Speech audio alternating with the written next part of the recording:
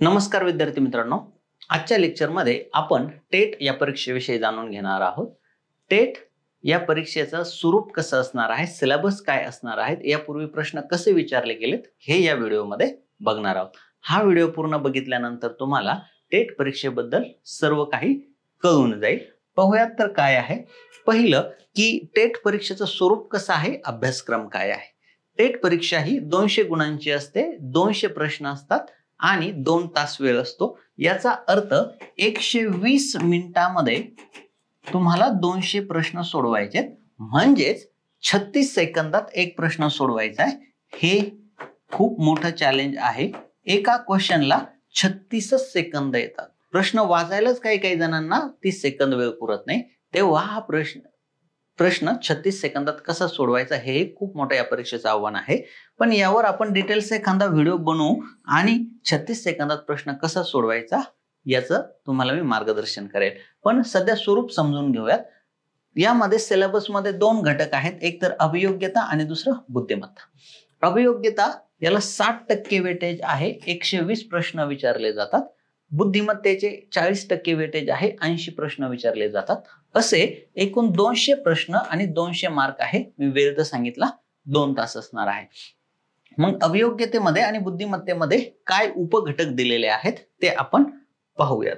पहा, अभियोग्यतेमध्ये म्हणजे अभियोग्यता जो घटक आहे त्यामध्ये उपघटक काय काय आहेत, तर गणितीय क्षमता म्हणजे गणित अभियोग्यतेमध्ये आपल्याला विचारलं जाणार आहे.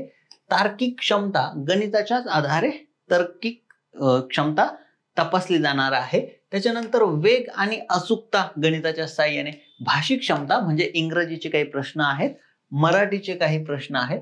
अवकाशीय क्षमता, कल आणि आवड, समायोजन, व्यक्तिमत्व विकास इत्यादी. म्हणजे ह्यामध्ये हे जे इतर घटक तर आहेच, पण गणित पण आहे. म्हणजे गणित आणि बुद्धिमत्ता याचं मेजर वेटेज या पेपरमध्ये असतं. बुद्धिमत्तेत काय विचारलं जातं हे यामध्ये सांगितलेलं आहे. आकलन, वर्गीकरण, समसंबंध, क्रमश्रेणी, तर्क व अनुमान, कूट प्रश्न, सांकेतिक भाषा, लयबद्ध मांडणी व इत्यादी. हे महत्वाचं आहे. हे उपघटक दिलेत, पण याच्या व्यतिरिक्त असे अनेक घटक आहेत. आता हा सिलेबस टेट 2017 ला दिलेला होता आणि ऍक्च्युअल मध्ये याच्या व्यतिरिक्त पण बऱ्याचशा प्रकरणांवर प्रश्न विचारलेले आहेत. म्हणजे गणितीय क्षमता, मग गणिताचे विविध प्रकरण जे आहेत त्यावर ते प्रश्न विचारतात. आकलन, वर्गीकरण, क्रमश्रेणी, लयबद्ध मांडणी आणि इत्यादी याच्यामध्येही याच्या व्यतिरिक्त घटकांवरही प्रश्न विचारलेले आहेत. मग हा सिलेबस दिलेला होता. आता याच्यामध्ये आपण जास्त करून पाहूयात गणित आणि बुद्धिमत्ता, कारण 100 पेक्षा जास्त प्रश्न, 110 ते 115, 120 प्रश्न याचे विचारले जातात. मग गणित आणि बुद्धिमत्तेचा डिटेल सिलेबस पाहू. मराठी, इंग्रजी आणि इतर जे विषय आहेत त्याच्यावर आपण दुसरा व्हिडिओ बनवणार आहोत. या व्हिडिओमध्ये गणित आणि बुद्धिमत्तेवर काय प्रश्न विचारले गेलेत, कोणत्या टॉपिकवर प्रश्न विचारले गेलेत ते आपण पाहणार आहोत. आता पुढे पहा की गणित हा जो विषय आहे यातल्या कोणकोणत्या प्रकरणांवर प्रश्न विचारले गेलेत. 2017 ला ह्या प्रकरणांवर प्रश्न विचारले गेलेले आहेत. मी यांची यादी केलेली आहे. काही प्रकरणांवर 1 प्रश्न तर काही प्रकरणांवर 4 प्रश्न पण विचारले गेलेले आहेत. पहा कोणते प्रकरण आहेत. संख्याज्ञान, संख्यांचे प्रकार आणि संख्यांवरील क्रिया यावर प्रश्न विचारले गेलेले आहेत. काही प्रश्न आपण व्हिडिओच्या शेवटच्या पार्टमध्ये घेणार आहोत. विचारलेले प्रश्न सोडवून मी घेणार आहे, म्हणजे तुम्हाला लक्षात येईल की प्रश्न कसे विचारले होते. त्यानंतर गुणाकार, भागाकार म्हणजे गणितीय क्रियांवर प्रश्न विचारलेले आहेत. त्यानंतर आणखी कशावर प्रश्न विचारलेत पहा. वर्ग, वर्गमूळ व घनमूळावर प्रश्न विचारलेत. अपूर्णांकांवर प्रश्न विचारले. लसावी, मसावी, सरळ रूप द्या म्हणजे किंमत काढा. पदावली, अंदाजे किंमत काढणे, वर्ग समीकरण, सरासरी, शेकडेवारी, नफा तोटा. 12 घटक झाले. या व्यतिरिक्त गुणोत्तर प्रमाण, वयवारी, कामकाळ, वेग, अंतर, अंकगणितीय श्रेणी, मध्य, मध्यमान, बहुलक म्हणजे संख्याशास्त्र, स्टॅटिस्टिक्सचा पार्ट आहे पहा. संभाव्यता, सरळ व्याज, चक्रवाढ व्याज, भौमितिक विधाने, भौमितिक प्रश्न, घनाकृती, मूलभूत भूमितीवरील प्रश्न. जवळपास अशा 23 गणिताच्या घटकांवर प्रश्न विचारलेले आहे. गणितच नाही तर यामध्ये भूमिती पण आलेली आहे. भूमितीवर पण प्रश्न विचारलेत, संख्याशास्त्रावर पण प्रश्न विचारलेत. मध्य, मध्यमान, बहुलक हे संख्याशास्त्राचे घटक आहेत. तर गणितामध्ये अंकगणितावर प्रश्न आहेत, संख्याशास्त्रावर प्रश्न आहेत, भूमितीवर प्रश्न आहेत.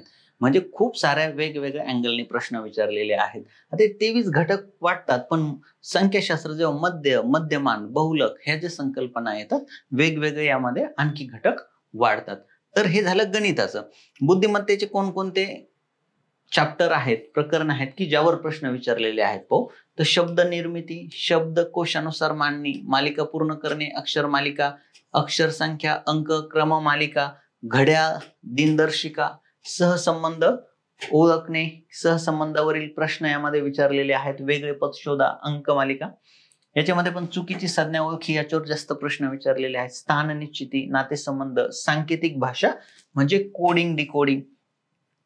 या व्यतिरिक्त तार्किक विधाने, तर्क विधाने, विधाने व निष्कर्ष, विधाने व निष्कर्ष कारणे, त्याच्यानंतर विधाने व निष्कर्ष तुलना, आरशातील पाण्यातील प्रतिमा, आकृत्यावरील प्रश्न, कागदाच्या घड्या, वेनाकृत्या, फासे अशा विविध घटकांवर प्रश्न विचारलेले आहेत. याच्या व्यतिरिक्त पण काही प्रकरणांवर विचारलेले आहेत, पण ते जनरली येतात. म्हणजे विधान, निष्कर्ष, विधान, कारणी-मीमांसा असे कितीतरी घटक आहेत की ज्यावर प्रश्न विचारलेले आहेत. पण जनरली हे 20 आणि ते 23-24 असे घटक आहेत की ज्यावर टेट 2017 बरेचसे प्रश्न आलेले आहेत. आता तर हे जे प्रश्न आहेत हे कशा स्वरूपाचे होते त्यातले मी काही प्रश्न यामध्ये घेतलेले आहेत. होऊ शकतं की त्या चॅप्टरच्या बेसिक कन्सेप्ट तुम्हाला माहित नसल्यामुळे ते तुम्हाला सहज समजणार नाही, पण हे किती सहज सोप्या पद्धतीने सोडता येतात हे तुम्ही इथे जाणून घ्या. इतर काही व्हिडिओ आपण यावर बनवू की डिटेल्स कन्सेप्ट क्लिअर करून कसं तुम्हाला सोडवता येईल. आणि याच्यासाठी आपली एक बॅच तर असणार आहे ज्यामध्ये तुम्हाला डिटेल्स शिकवलं जाईल की कशा प्रकारे हे गणित सोडवायचे आहेत. एकदम व्यवस्थित संकल्पना क्लिअर करून सर्व इथून मागे टेट 2017 आलेले सर्व प्रश्न आपण त्या बॅच मध्ये कव्हर करणार आहोत. तर पहिला प्रश्न काय आहे पहा. 25चा 6251वा घात अधिक 36चा 258वा घात अधिक 73चा 54वा घात पदावलीमधील एकक स्थानचा अंक कोणता. आता यामध्ये तुमचं जर ज्ञान म्हणजे यामध्ये चांगलं असेल गणिताचं तर किती सहज सोडवता येतो पहा. 5चा कितीही वेळा घात घेतला, 5 गुणिले 5 गुणिले 5 गुणिले 5 कितीही वेळा केलं तर 5च येतात. 5 5 25, 25 5 125, 125 5 625. म्हणजे इथं 5च येणार होते. पहा पुढे 6चा कितीही वेळा गुणाकार केला, 6चा कितीही वेळा गुणाकार केला तर 6च येतात. 6 6 36, परत 6ने गुणलं शेवटी 6च येणार. परत 6ने गुणलं म्हणजे शेवटी 6 असताना कितीही वेळा गुणाकार केला त्या संख्येचा तर शेवटी 6च येतात. इथे तर काही विशेष डोकं लावायचं नव्हतं, फक्त तुम्हाला ज्ञान असणं गरजेचं होतं. इथे 73चा 54वा घात म्हणजे 3 गुणिले 3 गुणिले 3 असं किती वेळा आहे 54 वेळा. तर ह्या 54ला 4 ने भागायचं. 4 1 4, 4 त्रिक 12, 2 उरले. किती उरले 2 उरले. तर ह्या 3चा 2 वेळा गुणाकार घ्यायचा. 3 त्रिक 9, शेवटचा अंक याचा 9 येणार आहे. याचा शेवटचा अंक 9 येणार आहे. एकक स्थानचा अंक म्हणजे शेवटचा. 5चा कितीही वेळा गुणाकार केला 5 5 5 5 किती वेळा गुणाकारात घेतलं तर 5च शेवटी येणार आहेत म्हणून 5 घेतला. 6चा कितीही वेळा गुणाकार केला तरी शेवटी 6च येणार आहे म्हणून 6 घेतला. 3चा 54 वेळा गुणाकार केला तर 3चा 54 वेळा गुणाकार करत बसायचं नाही. 54ला 4 ने भागायचं. बाकी किती उरते 2.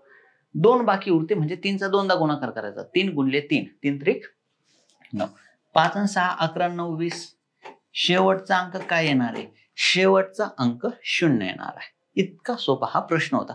आता मी तुम्हाला समजून सांगितलं म्हणून मला वेळ लागला, नाहीतर इथून 5 जशीच्या तसे, 6 जशीच्या तसे आणि 3 54ला 4 ने भागून 2 उरत होते. 3 त्रिक 9, 9 घेऊन बेरीज करायची होती. पण याच्यासाठी हे कसं करायचं, का करायचं याच्या मागचं मूलभूत नॉलेज, मूलभूत ज्ञान जे आहे ते तुम्हाला असायला पाहिजे. ते असेल तर सोडवणं खूप सोपं. एवढं केलं की उत्तर येतंय. आणि त्याच्यामध्ये हे एक करावं लागतं, ते खूप सोपं आहे. याला 4 ने भागायचं. 4 1 4, 4 त्रिक 12, 2 उरले. 3 गुणिले 3 दोनदा म्हणजे 3 3 दोनदा घ्यायचे आणि 9 ऍड करायचे. शेवटचा अंक काय येईल 0. हे तुम्हाला बॅच मध्ये एकदम व्यवस्थित शिकवलं जातं. आता फक्त हे किती सोपं सहज सोडवता येतं याकडे तुम्ही लक्ष द्या. हा एक प्रश्न विचारला होता टेट 2017ला. आता हा प्रश्न अवघड वाटतो पण तो तेवढा अवघड नाहीये जर तुम्हाला व्यवस्थित सोडवण्याची पद्धत माहित असेल तर पहा, 243 आणि 32 चा वजा 4/5 तर मी याला असं करतो 1/5 गुणिले -4 म्हणजे घात जो आहे त्याला मी सेपरेट करतो. आता 243 चा 1/5 गुणिले -4 243 म्हणजे घातांकाचा अभ्यास केला तर लक्षात येतं तुमच्या 3/5 आहे. 243 हा कितीचा 3/5 आहे आणि 32 2/5 आहे. मग हे 5 कॅन्सल होतात. मग राहतो 3/4 3/4 म्हणजे यांची आदला बदल होईल 2/3/4. आता 2/4 म्हणजे 2 गुणिले 2 गुणिले 2 गुणिले 2 2चा 4 वेळा गुणाकार म्हणजे 2 दुणे 4 4 दुणे 8 दुणे 16 आणि 3चा 4 वेळा म्हणजे 3 गुणिले 3 गुणिले 3 गुणिले 3 3 त्रिक 9 9 9 81. तर 16/81 याचं उत्तर आहे 16/81. पण हे तुम्हाला माहित पाहिजे की हे -4/5 ला 1/5 आणि गुणिले -4 असं सेपरेट करता येतं. 243 म्हणजे 3/5 मग 1/5 आणि 5 कॅन्सल होतो 3/2 राहतात. -4 आहे म्हणून त्यांची आदला बदल होते अंशछेदाची. हे सगळं आधी शिकावं लागेल तेव्हा तुम्हाला हे प्रश्न सहज सोडवता येतील. हे प्रश्न काय अवघड नाहीयेत पण त्याची तुम्हाला माहिती पाहिजे कसं सोडवायला पाहिजे. तर हा प्रश्न इतक्या सहज सोडवता येत होता. इथे सोडवता आला असता 3/5 2/5 5 5 कॅन्सल -4 आहे म्हणून 3 2 आदला बदल केली 4 2/4 म्हणजे 16 आणि 3/4 म्हणजे 3 त्रिक 9 9 9 81 16/81 याचं उत्तर होतं. बस एवढंच करायचं होतं. पण हे करण्यासाठी तुम्हाला आधी अभ्यास करावा लागेल, आधी समजून घ्यावं लागेल, प्रॅक्टिस करावं लागेल, तेव्हा पेपरला हे इतकं सहज सोडवता येईल. होऊ शकतं की आता मी समजून सांगत नाही, सोडवायचं कसं सांगतोय. हे तुम्हाला जेव्हा तुम्ही व्यवस्थित घातांक प्रकरण बघताल त्याचा अभ्यास करताल ते जेव्हा मी शिकवेल तेव्हा तुम्हाला समजेल. मी घातांक काय आहे थोडक्यात समजून सांगतो म्हणजे तुम्हाला कळेल की घातांक प्रकरणाचा अभ्यास कसा करायचा आहे. आता तुम्हाला हे अवघड वाटत असेल किंवा डोक्यावरून जात असेल का? कारण घातांकाचा बेसिक पासून अभ्यास आपल्याला जर जेव्हा आपण करू तेव्हाच हे समजणार आहे. तर घातांक कुठून आलं पहा, 2 + 2 + 2 + 2 + 2 ही बेरीज जेव्हा मोठी होती 2 2 2 ची बेरीज बऱ्याच वेळा तर याचं रूपांतर केलं 2 गुणिले 5 गुणाकारामध्ये. 2 2 2 2 2 5 वेळा बेरीज आहे तेव्हा त्याचं रूपांतर केले 2 गुणिले 5. म्हणजेच मोठी बेरीज असेल तर त्याचं रूपांतर आपण गुणाकारात करतो. 2 गुणिले 5 म्हणजे 2 2 2 ची 5 वेळा बेरीज. मग मोठ्या बेरजेचं रूपांतर मोठी बेरीज कशाच्या रूपात लिहिली जाते? गुणाकाराच्या रूपात लिहिली जाते. 10 10 10 10 10 6 वेळा असेल तर एवढ्या वेळा लिहित बसण्यापेक्षा 10 10 10 6 वेळा एवढ्या वेळ लिहित बसण्यापेक्षा 10 गुणिले 6 60 असं लिहिलं जातं. 10 गुणिले 6 म्हणजे 10 10 10 ची 6 वेळा बेरीज. आता आपल्याला हे नाही बघायचं, आपल्याला घातांक बघायचंय. मग जेव्हा मोठी बेरीज गुणाकाराच्या रूपात लिहिली जाते तेव्हा मोठा गुणाकार कशाच्या रूपात लिहिला जातो? पहा आता गुणाकार मोठा झाला 5 गुणिले 5 गुणिले 5 गुणिले 5 गुणिले 5. मग याला कसं लिहिलं जातं? तर मोठा गुणाकार हा सहज लिहिण्यासाठी घाताच्या रूपात लिहिला जातो. याला असं लिहिलं जातं 5/4 घात. 5/4 घात म्हणजे 5 गुणिले 5 गुणिले 5 गुणिले 5 4 वेळा. 5चा किती वेळा गुणाकार? 4 वेळा. मग इथून तुम्हाला घातांक समजून घेतला पाहिजे. मग ही जी 5/4 घात होते ही होते घातांकित संख्या. 5 पाया 4 तिचा घात. मग घातांकित संख्यांची बेरीज वजाबाकी गुणाकार भागाकार विशेषतः गुणाकार भागाकाराचे नियम बनतात. मग हे नियम आपल्याला बघायचे. तर हे एकदम शून्यापासून बेसिक पासून डिटेल्स आपण जर अभ्यास केला तर पेपरला सहज प्रश्न सोडवता येतात. मग पेपरला काही अवघड नाहीये. चला आपण पुढचा प्रश्न पाहूयात. हे घातांक प्रकरण जेव्हा आपण अभ्यासू तेव्हा हे डिटेल्स मध्ये आपण पाहणारच आहोत. 1.08, 0.36 आणि 0.9 यांचा मसावी किती असा प्रश्न विचारला होता. साधारण संख्यांचे तर मसावी सहज काढता येतात, पण हे दशांश अपूर्णांक आहेत, यांचे मसावी काढायचे असेल तर मग दशांश अपूर्णांकांचे मसावी काढताना दशांश अपूर्णांकातलं दशांश चिन्ह काढून टाकायचं, म्हणजे सहज मसावी काढता येईल. इथं 108 करूयात, दशांश चिन्ह 2 घरं पुढे सरकू, इथं 2 घरं पुढे सरकावं लागेल, 36 होतील, आणि इथे 2 घरं पुढे सरकवलं दशांश चिन्ह तर 90 होतील. यांचा मसावी म्हणजे अशी मोठ्यात मोठी संख्या की जी सगळ्यांना भाग देईल. आता मसावी काय हे समजलं पाहिजे, लसावी काय हे समजलं पाहिजे, त्याच्यानंतर मग हे असे किचकट संख्या देतात आणि त्याचा मसावी लसावी विचारतात. तर अशी मोठी संख्या जिने ह्या सगळ्यांना भाग जातो. तर ऑप्शन मध्ये पण आपण 2 घरं पुढे सरकू, ऑप्शन मध्ये 2 घरं दशांश चिन्ह पुढे सरकवला तर ह्याने तर याला भाग द्यायचा संबंधच येत नाही. मग ह्या सगळ्यांमध्ये मोठी संख्या कोणती, 18. 18 ने भाग जातो का, 18 सख 108, 18 दुने 36, 18 पंचे 90, तर हे याचं उत्तर आहे. मग ह्या सगळ्यांचा मसावी 18 आहे, पण जेव्हा दशांश चिन्ह 2 घरं अलीकडे येतं तेव्हा मसावी पण दशांश चिन्ह 2 घरं अलीकडे असा लिहिला जाईल, म्हणजे 0.18. तर मसावी काय लसावी काय हे जेव्हा आपण डिटेल्स मध्ये अभ्यासू तेव्हा अशा अवघड प्रश्न येणार आहेत ना. मग तुम्हाला गणिताचा अभ्यास खूप बेसिक पासून करावा लागणार आहे. मसावी म्हणजे लसावी म्हणजे त्याचं उपयोजन तुम्हाला पेपरला आलेल्या प्रश्नांमध्ये करायचं आहे. पुढचा प्रश्न पहा. आता पहा, एका व्यक्तीने, मी आता तुम्हाला डिटेल्स मध्ये नाही, पेपरला कसं सोडवायचं त्या पद्धतीने सांगतो की पेपरला किती कमी वेळात सोडवलं जाऊ शकतं. 1 रुपयाला 25 संत्री विकत घेतली, खरेदी केली व 25% नफा मिळवण्यासाठी 1 रुपयाला किती संत्र्या विकाव्यात. 25% नफा म्हणजे 1/4 नफा, याचा अर्थ 4 वर 1 नफा. 4 वर 1 नफा म्हणजे 25 म्हणजे 4 आणि 1 5, आपल्याला 4 विकायच्यात म्हणजे 20 विकावं लागतील. बस उत्तर आलं. हे इतकं सिंपल आहे, सहज उत्तर काढते. हे तुम्हाला शिकावं लागणार आहे की अशा पद्धतीने कसं उदाहरण सोडवायचं. आता एक्सप्लेन मी करत नाही, कारण त्याला वेळ लागतो. तुम्हाला नफा तोटा व्यवस्थित सगळं समजून सांगावं लागेल, त्याआधी शेकडेवारी समजून सांगावं लागेल. पण पेपरला कसं सोडवायचंय पहा. 25%, इथं 25% आहे, 25% नफा मिळवण्यासाठी 1 रुपयाला किती विकले. 25% म्हणजे 4 वर 1 नफा. याचा अर्थ एकूण 5 भाग आहेत, आपल्याला 4 भाग विकून टाकायचे, 1 भाग ठेवायचा नफा म्हणून. तर 1 रुपयाला 20 विकावं लागेल, हे असं काय उत्तर आहे. पुढे अल्बर्ट एक आहे, बिजॉर्ज त्या तिप्पट कार्यक्षम आहे, म्हणजे बिजॉर्जने 1 खड्डा खांदला की हा 3 खड्डे खांदतो, आणि चेरी हा बिजॉयपेक्षा दुप्पट कार्यक्षम आहे. चेरी बिजॉयच्या दुप्पट कार्यक्षम आहे, म्हणजे हा 2 खड्डे खांदतो. तर सोडवताना असं सोडवायचंय, बिजॉय 1 खड्डा खांदत असेल तर अल्बर्ट 3 खड्डे खांदतो, 3 पट कार्यक्षम, हा दुप्पट कार्यक्षम चेरी. तर तेव्हा जेव्हा ते वैयक्तिकरित्या काम करतात तेव्हा अल्बर्ट, बिजॉय आणि चेरीद्वारे घेतल्या जाणाऱ्या दिवसांचे अनुक्रमे गुणोत्तर 3, 1, 2 खड्डे घेऊयात, 6 खड्डे काम घेऊयात, 3 दुने 6, 1 सख 6 आणि बेत्रिक 6, 2 6 3, याचं उत्तर येईल 2 6 3. बस एवढंच याचं कॅल्क्युलेशन आहे. आता हे कसं हे समजून घ्यायला तुम्हाला डिटेल्स व्हिडिओ पाहावा लागेल. पण बस हा प्रश्न असा सोडवता आला असता. 2017ला विचारलेले सर्व हे जे प्रश्न आहेत ना, सर्व 2017ला विचारलेले आहेत. पुढे पहा, वडील आणि मुलाच्या वयाचे गुणोत्तर 7 असतील, म्हणजे एकाचं 7 पट एकाचं 3 पट.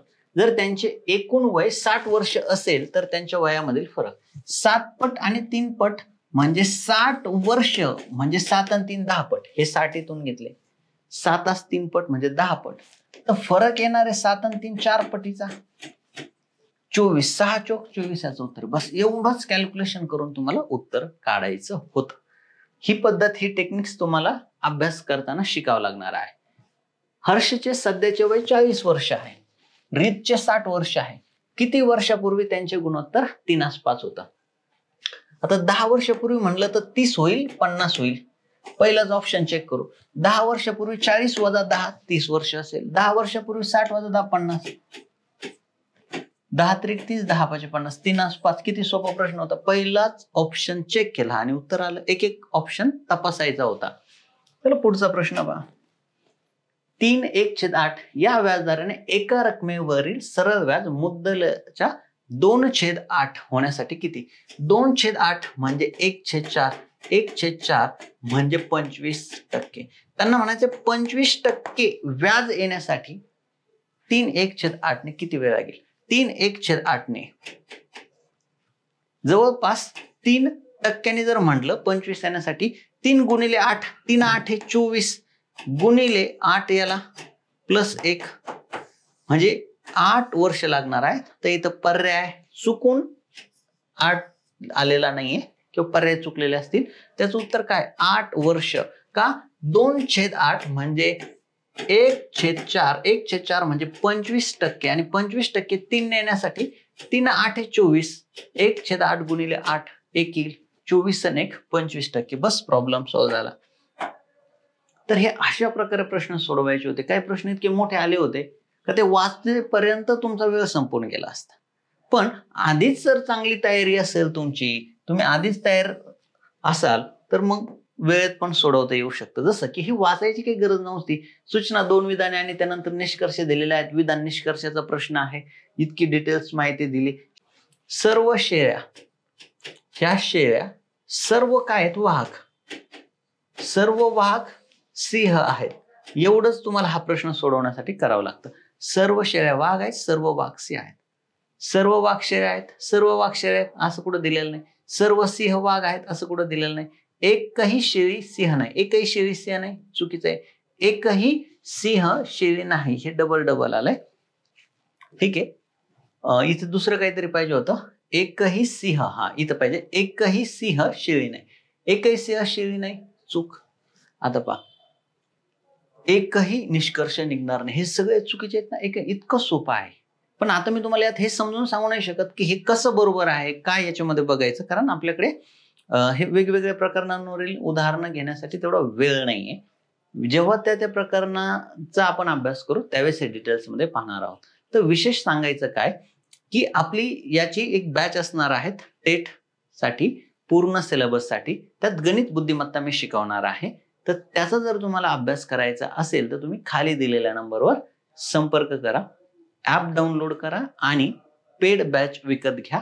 आणि जर तुम्हाला पेड बॅच विकत घ्यायची नसेल तर यासारखे आपण व्हिडिओ फ्रीमध्ये टाकत राहणार आहोत. त्यासाठी तुम्ही चॅनल सबस्क्राईब करा. आता या व्हिडिओमधून फक्त तुम्ही की स्वरूप कसं आहे हे समजून घ्या. त्यापेक्षा जास्त अपेक्षा करू नका. जास्त समजून घ्यायचं असेल तर आपण YouTube चॅनलवर वारंवार व्हिडिओ टाकत असतो. ते व्हिडिओ बघा ज्याच्यामध्ये डिटेल्स माहिती दिलेली असणार आहे. धन्यवाद.